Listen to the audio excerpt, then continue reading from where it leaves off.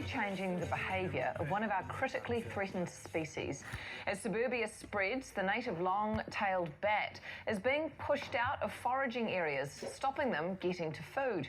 We're joined now by ecologist Tisha Shamhat. Morning, Tisha. It's no surprise that bats don't like the light. So what did your research tell you? Well, Marina, yeah, you think that was like a no-brainer, eh? Nocturnal animals don't like light.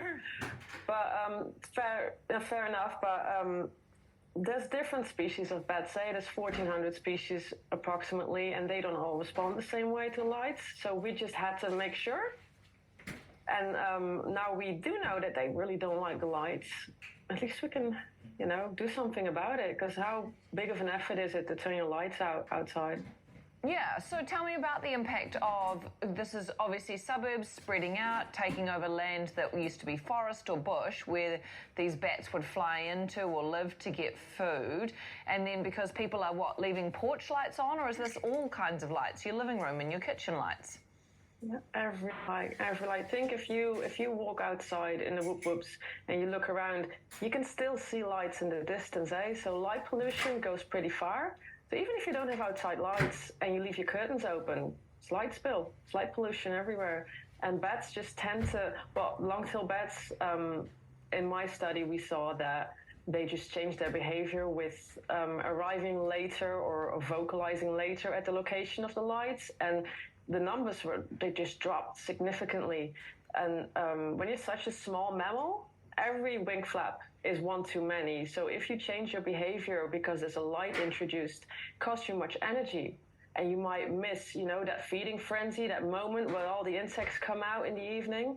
And then over time, slowly, the population will just get weaker and weaker and start reproducing less. And they're already endangered. We really don't want to push them any further.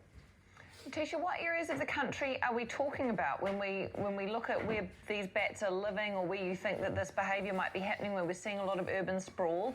For our viewers at home who could consider shutting the curtains a bit earlier, where is it?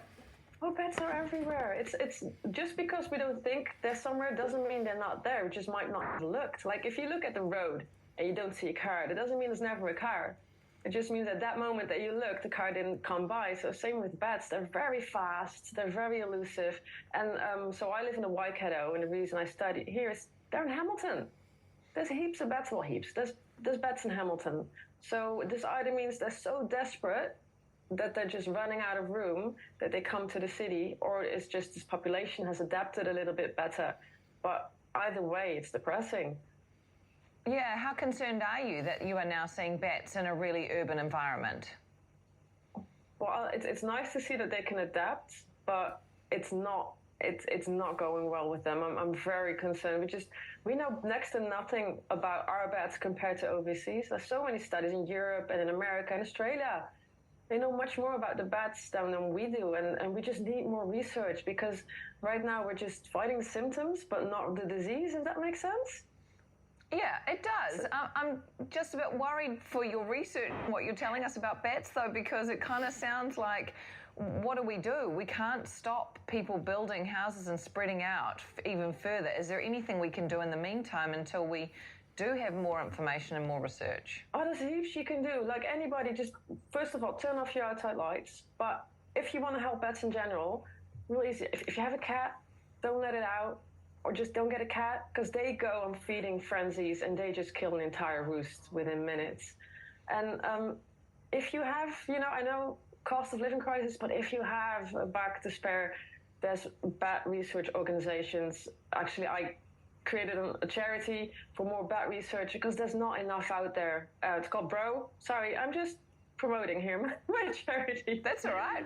But if any endangered species, the success of conservation on the basis is just research and knowledge. Because if you don't know why they went extinct in the first place and why they declined, how can you fix it? And these bats can't be bred in captivity. So once they're done, once they're gone, it's done. We can't undo this. And you think mosquitoes are bad now? Ha! Wait until the bats are gone.